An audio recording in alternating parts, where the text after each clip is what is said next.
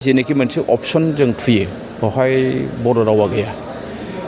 इंलिशा फैयो बेनिफ्राय असमिया फैयो आरो लोगोसे जायफोर जायगायाव गावबा गाव जाय रावा फैयो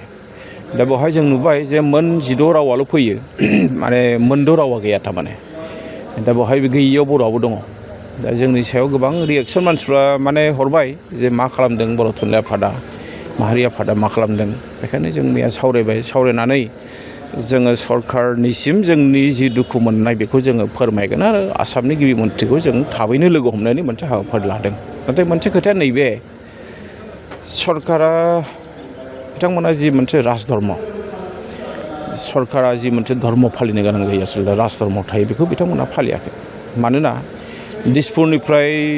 बिथांमोना जुदि हरोमोनब्ला आसामनिफ्राय बिथांमोना बिहरो दिल्लीयाव बिहरो बेखौ बिथांमोना निश्चय हराखै आरो बेखायनो जोङो मैया जों गुरै रावै जों बुंग्रोदों जोङो आसामनि गिबि मन्थ्रि बिथांखौ जों लोगो हमगोन आरो बेयावबो जायाबा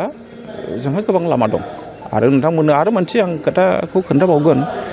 जि मोनसे इन्सट्राक्सन मडिउल बिथांमोना हरदों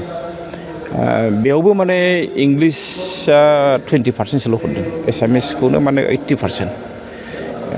बर'खौथ' जों नुवाखै दा बेबायदि माने मोनसे बायास माखासे गोसो लानानै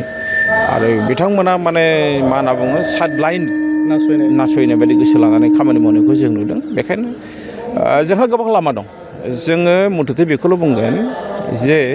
नैबे जि मोनसे सेल्फ इनुमेरेटराव बायसान्सआव बेयो फैयाब्लाबो दा खिन्थु उननि पर्यायाव खुनु मोनसे सेन्सासनि खामानियाव बर' रावखौ बाद होनानै खामानि मावोब्ला जोंहा गोबां लामा दं सरकारखौ जोङो नारसिननानै खामानिखौ मावनो हानायनि बे पन्थाखौ जों लागोन